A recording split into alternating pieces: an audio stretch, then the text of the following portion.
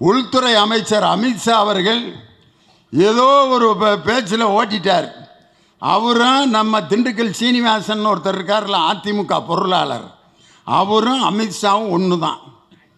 காரணம் எங்கள் திண்டுக்கல் எம்எல்ஏ அவர். அந்த அண்ணன் இருக்கார் அதிமுகவோட பொருளாளர், வஞ்சகமே இல்லாதவர், மனசில் பட்டதை அப்படியே சொல்லிவிடுவார். ஒரு மேடையில் என்ன சொல்லிட்டாரு, கட்சிக்காரங்க இப்போ எல்லாம் காசு வாங்காமல் ஒரு வேலை வாங்க மாட்டேங்கிறாங்கப்பா, நடு ரோட்டில் லுங்கியை தூக்கி கட்டிக்கிட்டு சட்டியோடு நின்று காசு கேட்குறேன். ஒரு கட்சி பொருளாளர் தன்னுடைய கட்சி தொண்டர்களை பற்றி இப்படி பேசுகிறார். அதுக்கப்புறம் என்ன சொன்னார்னா, கூட்டணி வைக்க வாங்கிடான்னா 200 கோடியும் 20 தொகுதியும் கேட்குறாங்கன்றார். இவங்க கூட கூட்டணியே முதல்ல ஒரு வேலும் வைக்க மாட்டேன், ஆனால் வைக்கிறவன் என்ன கேட்குறாங்கிறத அவர் வாட்டுக்கு சொல்கிறார். இன்னொன்று ஒன்று சொன்னார் பாருங்க, ஒரு 6 மாதத்துக்கு முன்னாடி. எனவே உங்கள் அனைவருக்கும் நான் என்ன சொல்லிக்கொள்ள விரும்புகிறேன் என்றால், 2026 நாம் அனைவரும் உழைத்து மு.க. ஸ்டாலின் அவர்களை முதல்வர் ஆக்குவோம்ட்டார். யாரு? திண்டுக்கல் சீனிவாசன். பின்னால் ஒருத்தன் வேட்டியை பிடிச்சிருத்தேனே, என்னடா சொன்னேன் அப்படின்னாரு. ஸ்டாலினை முதல்வராக அப்படி சார் யாருப்பா அவருக்கே கட்சியில் யார் முதல்வர் வேட்பாளர்னு தெரியல. இப்படி ஒரு கட்சி, இப்படி ஒரு கேவலம் இந்த கட்சி. அது மாதிரி தான் இன்னைக்கு அமித்ஷா அவர்கள் பாராளுமன்றத்தில் என்ன சொல்லிட்டாருன்னா, இன்னைக்கு அம்பேத்கர் அவர்களை பற்றி பேசுவது ஒரு ஃபேஷன் மாதிரி ஆயிடுச்சு. அதனால் நீங்கள் கடவுளே கடவுளே கடவுளே கடவுளேன்னு சொன்னால் கூட உங்களுக்கு சொர்க்கத்தில் இடம் கிடைக்கும், ஆனால் அம்பேத்கர் பேரை சொன்னால் உங்களுக்கு எங்கேயும் இடம் கிடைக்காதுன்ட்டார்.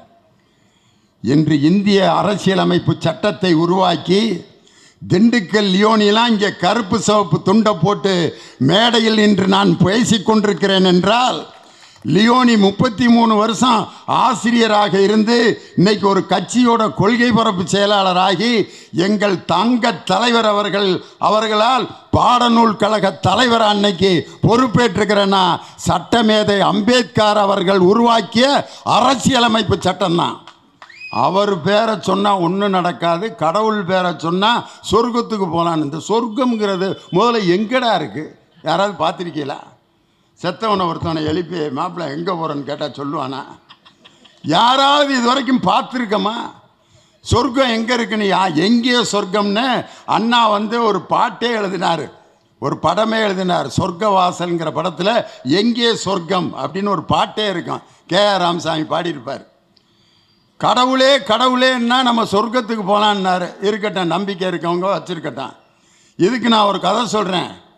ஒருத்தன் ஒரு பெரிய சாதனை படைச்சிட்டான். உடனே ராஜா கூப்பிட்டு, டேய் உனக்கு ஒரு குதிரையை கொடுக்குறேன், இந்த குதிரை எவ்வளவு தூரத்துக்கு போகுதோ அவ்வளவு தூரம் போகிற நிலம் பூரா உனக்கு தாண்டா, ஆனால் ஒரு கண்டிஷன், கடவுளேன்னு சொன்னால் குதிரை வேகமாக போகும், ஆண்டவனேன்னு சொன்னால் நின்றும் அப்படின்னார். இவன் உடனே குதிரை மேலே ஏறி கடவுளே அப்படின்னா, குதிரை தங்கிட்ட தகச்சிங் தகச்சிங் தகச்சிங், கடவுளே அப்படின்னா இன்னும் வேகமாக போச்சு, கடவுளே அப்படின்னா வேகமாக போச்சு, போயிட்டே இருக்கு. இவ்வளவு நிலமும் நமக்கா, இதில் பங்களா கட்டணும், என் காதலிகளுக்கெல்லாம் ஆளுக்கு ஒரு ஏக்கரை எழுதி கொடுக்கணும் அப்படின்லாம் கனவு கண்டு நிற்கிறதுக்கு என்ன சொல்லணுங்கிறத மறந்துட்டேன். நிற்கிறதுக்கு என்ன சொல்லணும்? இப்போ நான் சொன்னேன்ல, ஆண்டவனே நான் நின்றேன், மறந்துட்டேன். ஐயோ என்னான்னு மறந்துருச்சு, குதிரை வாட்டுக்கு போய்கிட்டு இருக்கு, போய் அப்படியே சேர்த்துருச்சுன்னா ஒரு 6 அடி தானேடா புதப்பாங்க, இவ்வளவு நிலத்தை நம்ம சம்பாரிச்சு 6 அடியிலடா கிடக்கணும், ஐயோ ஆண்டவனேங்கிறது மறந்துருச்சு அப்படின்னா திடீர்னு ஞாபகம் வந்துருச்சு, ஆண்டவனே அப்படின்னா நின்றுச்சு. நின்னொன்னே என்ன சொல்லிவிட்டேன், கடவுளே அப்படின்னா திருப்பி பிறப்பிச்சு, திரும்ப பிறப்பிட்டு கொண்டு போய் எங்கேயோ தள்ளி மூஞ்சி முகரையெல்லாம் பெந்து செத்துட்டேன். கடவுளை கும்பிட வென்று நினைப்பவர்கள் கூட என்ன சொன்னாங்கன்னா, கடவுளே கடவுளேன்னு என்னை பார்த்து கூப்பிட்றவனை நம்பாத. கடவுளின் பெயரால் ஒரு ஏழைக்கு எவன் தர்மம் செய்கிறானோ அவன் தாண்டா அந்த உலகத்தில் வாழ தகுதியானவன். நான் சொல்லலை, விவேகானந்தர் சொன்னார். ஒரு கடவுளின் சிலையின் மீது ஊற்றப்படும் தீர்த்தத்தை விட ஒரு ஏழைக்காக நீ சிந்தும் கண்ணீரும் அவனுக்கு உழைக்கக்கூடிய உழைப்பின் வியர்வையும் அந்த மேலே ஊற்றுற தீர்த்தத்தை விட புனிதமானதுறான்னு சொன்னார். இதையே தான் எங்கள் பேரறிஞர் அண்ணா சொன்னார். ஏழையின் சிரிப்பில் இறைவனை காண்போம் என்று. இன்று தமிழகத்தில் இருக்கும் ஏழைகளை அவர்களுடைய சிரிப்பிலே இறைவனை கண்டு கொண்டிருப்பவர் எங்கள் தமிழகத்தினுடைய முதலமைச்சர் முத்துவேல் கருணாநிதி ஸ்டாலின் என்ற முதலமைச்சர். இன்னைக்கு பெண்கள்லாம் மகிழ்ச்சியாக இருக்கிறாங்க. பெண்களை பற்றி நீங்கள் பார்த்தீங்கன்னா தமிழ் சினிமாவில் என்னென்ன பாட்டு பாடியிருக்காங்க பொம்பளைகளை பற்றி. ஒரு பாட்டு நான் பாடுறேன், லவ் பாட்டு. எங்கள் தாத்தா எங்கள் பாட்டியை பார்த்து லவ் பண்ண பாட்டு இது. எப்படி பாட்டுன்னு கேளுங்களேன். மனமோகம் நாகநங்க வாடுதே கனவிலும் என் மனம். ஏதாவது புரியுதா? இதை பாடி இன்றைக்கி யாராவது ஒரு பிள்ளைய ஒருத்தன் லவ் பண்ணான்னா மண்ணை வாரி மூஞ்சில் தூத்திட்டு நான் ஏன்டா பாட்டு பாடி பிச்சை எடுத்துக்கிட்டு நான் போய் வேற ஒருத்தனை கல்யாணம் பண்ணிக்கிறேன்டான்னு. எங்கள் அப்பா எங்கள் அம்மாவை பார்த்து பாடின லவ் பாட்டு என்ன தெரியுமா? வதனமே சந்திர பிம்பமோ மலர்ந்த சரோஜமோ. அங்கே வர அவர் ஒருத்தர் மட்டும்தான் கைதட்டுறார். அவங்கள லவ் பண்ணியிருப்பாருன்னு நினைக்கிறேன் இந்த பாட்டை பாடி. அதுக்கப்புறம் தான் பாட்டெல்லாம் எப்படி மாறி வந்துச்சு. என்னைக்கு திராவிட இயக்கத்தினுடைய எழுத்தாளர்களும் பேச்சாளர்களும் கவிஞர்களும் சினிமாவில் பேனாவில் கை வைத்தார்களோ அன்றுதான் தமிழில் அழகான பாடல்கள் எல்லாம் வந்துச்சு. நடிப்பிசை புலவர் கே ராமசாமி பாடுவார். அப்பா செந்தமிழ்நாட்டு சோலையில சென்று பாடி திரியும் பொங்குகில்ல தென்றல் அடிக்குது என்னை மயக்குது தேனமுதே இந்த வேளையிலே. செந்தமிழ்நாட்டு சோலையிலே சென்று பாடி திரியும் பூங்குயிலேன். கவிஞர் சுரதா ஒரு பாட்டு எழுதியிருப்பார்.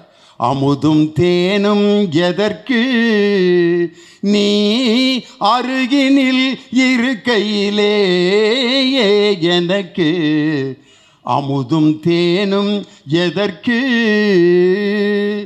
இதெல்லாம் பொண்ணை ஆஸ் பண்ணுறதுக்காக பாடுற பாட்டு. அந்த பிள்ளைய வேதனைப்படுத்திருச்சுன்னா எப்படி பாடுவான்னு தெரியுமா?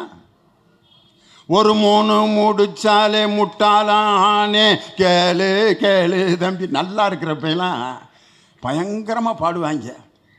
நிலவு ஒரு பெண்ணாகி அப்படிமா, மதுரையில் பறந்த மீன் கொடியை அப்படிமா, மானல்லவோ கண்கள் தந்தது அப்படிமா, தொட்டால் பூ மலரும் அப்படிமா, பாலும் பழமும் கைகளில் ஏந்தி பவளவாயில் அப்படிலாம் பாடுவான். எப்போ பெண்ணுக்கிட்ட ஏதாவது சாதிக்கணும்னா இப்படிலாம் பாடுவேன்.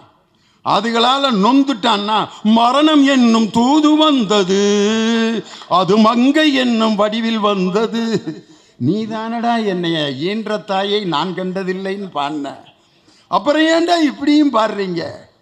இன்னொரு பாட்டில் பார்த்தீங்கன்னா கோலமாமத யானையை நம்பலாம், கொல்லும் வேங்கை புலியை நம்பலாம், ஆனால் இந்த சேலை கட்டிய மாதரை நம்பினால் தந்தனா பாட்டு பாடணும் துந்தனா தாளம் போடணும், தந்தனா பாட்டு பாடணும் துந்தனா தாளம் போடணும். இந்த கைதட்டுறாள்லாம் நொந்து நூலான ஆளுக.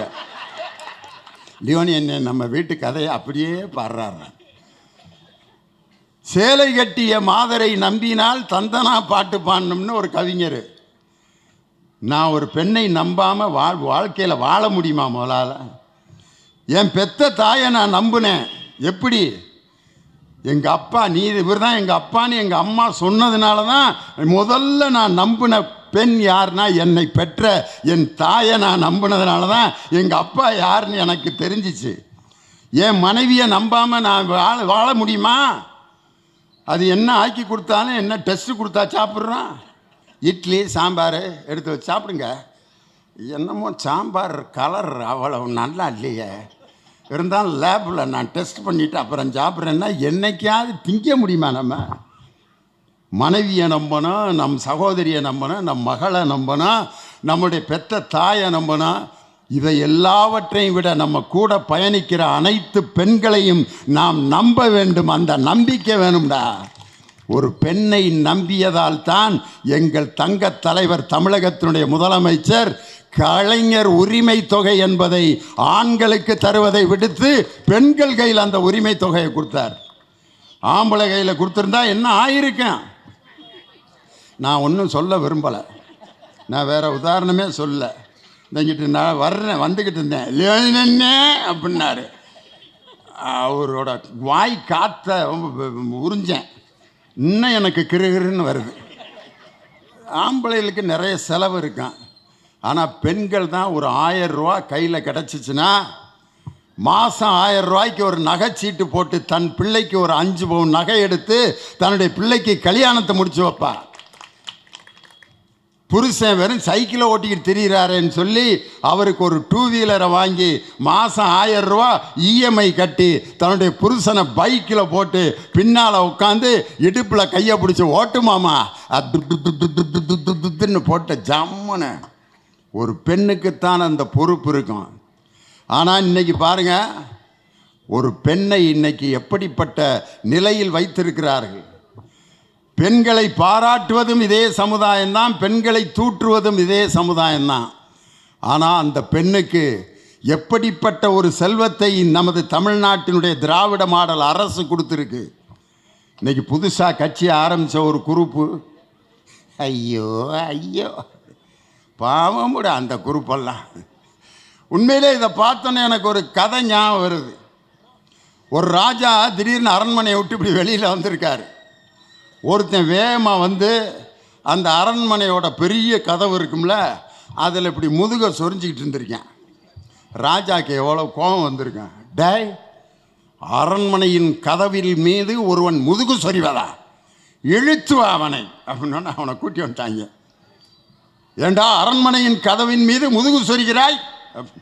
ராஜா, எனக்கு 3 நாளாக முதுகு அரிச்சிக்கிட்டே இருக்கு ராஜா, நடுமுதுகில் கையை கொண்டு போகிறேன், முடியலை, எங்கெங்கேயோ தேடினேன், உங்கள் கதவு தான் சொரப்பாக நல்லா இருந்துச்சு, அதனால அப்படி தேய்ச்சேன் அப்படின்னொன்னே, எனது ஆட்சியில் இப்படி ஒரு மனிதன் முதுகில் அழுக்கோடு இருக்கலாமா அப்படின்னொன்னே அவனை கூப்பிட்டு, சேவகர்களே வாருங்கள், இவனை உடனே பன்னீரில் குளிப்பாட்டி அனைத்து வசதிகளையும் செய்து கொடுத்து ஒரு சிறிய வீட்டை அவனுக்கு பரிசாக அழியுங்கள் அப்படின்னா அவன் தனி ராஜாவாயிட்டான். யார்? முதுகு சொரிஞ்சவன்.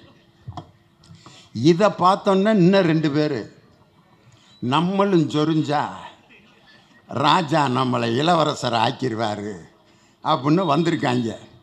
வந்து ஆளுக்கு ஒரு கதவுல அப்படி சொரிஞ்சிக்கிட்டு இருந்திருக்கான். ராஜா பார்த்தாரு, யாரெங்கே? என் அரண்மனை கதவின் மீது முதுகு சொரிந்து கொண்டிருப்பவர்களை அழைத்து வா அப்படின்னு வந்துட்டாங்க. நம்மளுக்கு எழுதி வைக்க போகிறாரு, வீட்டை அரண்மனை எழுதி வைக்க போகிறாருன்னு. இவர்கள் இருவருக்கும் 100 கசையடியை தாருங்கள். ஏன் ராஜா? டேய், அவன் உண்மையிலேயே முதுக அரிச்சிச்சு, அதனால் வந்தான், அதனால நான் அவனை பார்த்து இறக்கப்பட்டு அவனுக்கு வீட்டை எழுதி கொடுத்தேன். நீங்கள் வீட்டை ஆஸ் பண்ணணுங்கிறதுக்காக வேண்டியே வந்து கதவுல முதுகை தேய்க்கிறீங்கடா, அதனால தான் உங்களுக்கு 200 கசையடிகள் கொடுத்தேன்னு. இந்த முதல்ல வந்து முதுகு சொரிஞ்சு ராஜாவானது யார் தெரியுமா? அவர் தான் மக்கள் திலகம் எம்ஜிஆர். அவர் வந்தார், உண்மையிலே சொரிஞ்சார். ராஜா பார்த்தாரு, ஆஹா, தேவைக்காக நீ வந்தாய், உன்னை நான் அரசனாக்குவேன். மக்கள் அரசனாக்குனாங்க. இந்த 2வது 3வது வந்து சொரிஞ்சாலாம் யார் தெரியுமா? இந்த இப்போ சொரிஞ்சிட்டு இருக்கார்ல ஒரு ஆள், அவர்களுக்கு கிடைக்க போவது கசையடி தானே ஒழிய மக்களினுடைய அங்கீகாரம் அவர்களுக்கு கிடைக்க போவதில்லை. இன்னைக்கு உங்கள் கொள்கை என்னடான்னு கேட்டால் சொல்கிறேன், பாஜக எங்களுக்கு கொள்கை எதிரி, திமுக எங்களுக்கு அரசியல் எதிரி. தலையை பிச்சுட்டு இருக்காங்க. கொள்கை எதிரினா என்னடா அப்படின்னா, அதான் கொள்கையை எதிர்க்கிறோம்ல. கொள்கையை எதிர்க்கிறேன்னா இப்போ அரசியலை ஆதரிக்கிறியா? பிஜேபியினுடைய அரசியல் ஆதரிக்கிறியா? கொள்கையை எதிர்க்கிறோம், அரசியல் ஆதரிக்கிற. திமுக அரசியல் எதிரினா திமுகவோட கொள்கையை ஏற்றுக்கிறியா? இந்த தொண்டர்கள்லாம் பைத்தியம் பிடிச்சி அலைகிறான். இன்னைக்கு இப்படி ஒரு கட்சி. இன்னைக்கு அதிமுகங்கிற எடப்பாடி பழனிசாமி, ஐயோ ஐயோ, அவருக்கு நான் வச்சிருக்க பேர் என்ன தெரியுமா? பாவக்கா பழனிசாமி. ஏங்க அவருக்கு போய் பாவக்கா பழனிசாமின்னு பேர் வச்சுருக்கீங்க? ஒருத்தனை ஒரு பெரிய வீட்டுக்கு விருந்து கூப்பிட்ருக்காங்க. விருந்துக்கு போய் சாப்பிட்ருக்கான். சாப்பிட்றப்ப பாவக்காய் அவனுக்கு பிடிக்கவே பிடிக்காது. பாவக்காயை நிறைய வச்சுட்டாங்க. அவன் பெரிய இடத்துல விருந்து சாப்பிட்றோம், இதை சாப்பிடாம விட்டா சங்கடப்படுவாங்கன்ட்டு முதல்ல பாவக்காயை பூரா தின்ட்டான். தின்னொன்னே அவங்க என்ன நினச்சிருக்காங்க, ஐயாவுக்கு பாவக்காய் ரொம்ப பிடிக்குது போல இருக்குது அப்படின்னு இன்னொரு கரண்டி வச்சுட்டான். ஐயோ, பிடிக்காததை இன்னொரு கரண்டியை வேற கொண்டு வந்து வைக்கிறாங்களேன்ட்டு திரும்ப தின்றுருக்கான். ரொம்ப பாவக்காய் பிடிக்கும் போல இருக்குன்னு இன்னும் 2 கரண்டி வச்சு பாவக்காயை மட்டும் தின்ட்டு சோறு குழம்பு எதையுமே தின்னாமல் எந்திரிச்சு வந்துட்டான். அவனை பற்றி எல்லாரும் பரப்பி விட்டாங்க, இவருக்கு பாவக்காய் தான் ரொம்ப பிடிக்கும். அவன் எங்கெங்கெல்லாம் விருந்துக்கு போனானோ அங்கே பூரா வெறும் பாவக்காயாக தின்னு அவன் மற்றது எதுவுமே திங்க முடியாமல் வெறும் பாவக்காயை மட்டுமே தின்னு அவனுக்கு பட்டப்பேர் என்ன ஆகிப்போச்சுன்னா பாவக்காய் பழனிசாமின்னு பட்டப்பேர். இது பாவக்காய் பழனிசாமி வேற யாரும் இல்லை, எடப்பாடி பழனிசாமி தான். 10 முறை தொடர்ந்து தோல்விகளை சம்பாதித்து 13 தொகுதிகளில் 3வது இடத்துக்கு போய் 9 தொகுதியில் டெபாசிட் போயிடுச்சு. இப்படி ஒரு கட்சியை கேவலப்படுத்திட்டு என்ன பேசுகிறாருன்னா 200 தொகுதிகளில் நாங்கள் வெற்றி பெறுவோம். அட கொடுமையில் 200 தொகுதியில் இவர் வெற்றி பெறுவாராம். எங்கய்யா? கூரை ஏறி கோழி பிடிக்க முடியாதவன் வானம் ஏறி வைகுண்டத்துக்கு போன கதை மாதிரி ஆகிப்போச்சு. இன்னைக்கு என்னுடைய சகோதரிகள் இன்னைக்கு மகிழ்ச்சியாக இந்த நாட்டிலே வலம் வந்து கொண்டிருப்பதற்கு மிக முக்கியமான காரணம் எங்களுடைய அருமை அண்ணன் மாவட்ட கழகத்தினுடைய செயலாளர், சிறு குறு தொழில் மற்றும் நடுத்தர தொழில்துறை அமைச்சர் அன்பரசன். அவரை பார்த்தா எனக்கு பேரறிஞர் அண்ணாவை பார்ப்பது போன்ற ஒரு தோற்றம். அண்ணா அவர்கள் இப்படி தான் எளிமையாக இருப்பார். ஒரு சாதாரண சட்டை போட்டிருப்பார், வேட்டி கூட தரைக்கு கீழே. நான்லாம் அப்படி வேட்டியை தலையோடு அப்படி இருந்தால் தான் நம்மளை மதிப்பாங்கடா அப்படின்ட்டு. ஆனால் அண்ணன் அந்த வேட்டியை கூட சாதாரணமாக அண்ணா மாதிரியே கட்டியிருப்பார். அண்ணா எப்படி கட்சி மற்றும் தொண்டர்கள் தான் எனக்கு உயிர் என்று இருந்தாரோ அதுபோல தொண்டர்களோடு தன்னை தொண்டனாக இன்று வரை வைத்திருக்கக்கூடிய எங்கள் மாவட்ட கழகத்தினுடைய செயலாளர், அவருடைய அந்த அமைச்சருடைய அந்த சாதனை என்ன தெரியுமா? 10 ஆண்டு காலம் அதிமுக ஆட்சியிலே சிறு குறு தொழில் தொடங்கி சொந்தமாக தொழில் தொடங்கியவர்களுடைய எண்ணிக்கை 10 வருஷத்தில் 48,000 பேர் தான் 10 வருஷத்தில் சொந்தமாக தொழில் தொடங்கியிருக்கிறார்கள். ஆனால் இந்த 3 ஆண்டுகளில் 10 வருஷம் எங்க 2.25 ஆண்டுகளில் சொந்தமாக அண்ணனுடைய காலத்தில் தொழில் தொடங்கியவர்கள் எத்தனை பேர் என்றால் 58,000 பேர் 3 ஆண்டுகளில் சொந்த தொழில் தொடங்க வைத்த அந்த சாதனையை தன்னுடைய துறையிலே படைத்தவர் எங்களுடைய அருமை அண்ணன் தாமு அன்பரசன். காரணம், இன்னைக்கு பாஜக ஒரு திட்டத்தை அறிமுகப்படுத்தியிருக்காங்க. அதுக்கு பேர் விஸ்வகர்மா யோஜனா. விஸ்வகர்மா யோஜனா அப்படின்னா என்ன அர்த்தம்னா, ஒவ்வொருத்தனும் அவன் அப்பா அம்மா செஞ்ச தொழிலை செய்வதற்கு முயற்சி செய்தால் அவர்களுக்கு லோன் வழங்கி அதே தொழிலை செய்வதற்கு நாங்கள் உற்சாகப்படுத்துவோம். அட, இதைத்தாண்டா அம்பேத்கர் எதிர்த்து தொடர்ந்து அவருடைய குலத்தொழிலை செய்யக்கூடாது, எந்த தொழிலில் ஒருவன் இருந்தாலும் அவனுக்கு கல்வி என்ற ஆயுதத்தை கொடுத்து அவனுடைய தொழிலிலிருந்து வேறு தொழிலுக்கு அவனை மாற்றி அவனுக்கு கல்வி என்ற ஆயுதத்தை கொடுத்து அவனுக்கு பொறுப்பையும் பதவியையும் கொடுங்கள் என்று சொன்னவர் புரட்சியாளர் சட்ட மாமேதை அம்பேத்கர். இன்னைக்கு அந்த கனவு இன்னைக்கு தமிழ்நாட்டில் தான் நனவாகிக்கிட்டு. ஆனால் அந்த திட்டத்தை இன்னைக்கு நமது அன்பரசன் அவர்களுடைய அந்த துறைதான் கலைஞர் கைவினை தொழில் திட்டம் என்ற புதிய திட்டத்தை, அந்த விஸ்வகர்மா என்ற அந்த சனாதன அடிமை சித்தாந்தத்தை மறுத்து கலைஞர் கைவினை தொழில் திட்டம், இது 22 தொழில்கள், யார் எந்த தொழிலில் வேணாலும் நீங்கள் செய்யலாம். ஒரு ஐயர், பூஜை செய்கிற ஐயர் கூட எனக்கு செருப்பு தைக்கிறதுக்கு கடை வச்சு கொடுங்க அப்படின்னு சொன்னால் கூட எங்கள் அண்ணன் அன்பரசன் அவர்களுக்கு கடை வச்சு கொடுப்பாரு. வாயா, பூஜை செஞ்சு போர் அடிச்சு போச்சு. அவள்லாம் வந்து இதே பேச்சுன்னு இருக்கா, இதே பூஜையை பண்ணிவிட்டு கையில் இதே பூ வச்சு மணி அடித்து 10 ரூபாய்க்கு 5 ரூபாய்க்கு அப்படியே நின்றுட்டுருக்கேன்.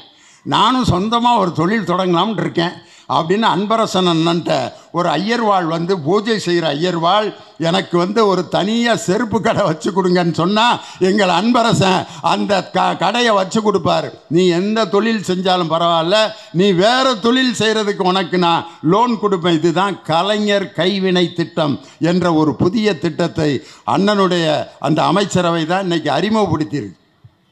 இப்படிப்பட்ட விஸ்வகர்மா யோஜனா என்ற அடிமை சாசனத்தை ஒழித்து அம்பேத்கர் அவர்கள் கண்ட அந்த புரட்சிகர சமுதாயத்தை இன்று உருவாக்கி கொண்டிருப்பது திராவிட மாடல் ஆட்சி. ஒரே ஒரு செய்தியை மட்டும் சொல்லி நான் முடிச்சிடுறேன். அண்ணல் அம்பேத்கர் ஒரு நாள் வீட்டில் உட்காந்து படிச்சிட்ருக்காரு. அப்போ அவங்க உதவியாளர்கள்லாம் ஐயா, நேரத்தில் உட்காந்து படிச்சிட்டு இருக்கீங்களே, உங்களுக்கு முதுகு வலிக்கலையா அப்படின்னு கேட்டார்.